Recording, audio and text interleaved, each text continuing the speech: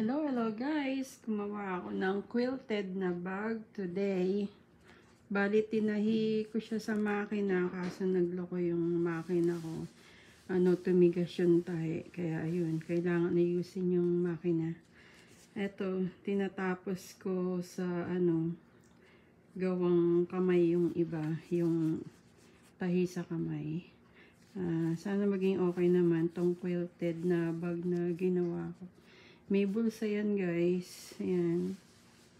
Para lagyan ng ng yarn dito.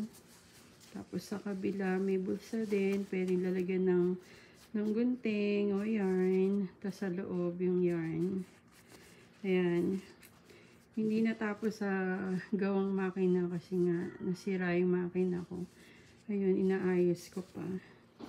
Kailangan yata bilan ng parts. Pero tingnan ko pa rin kung lagyan ng langis tapos umayos.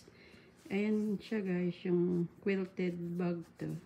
Para lagyan ko ng yarn pag umaalis ako. O sige guys, idea lang to. Thank you. Salamat!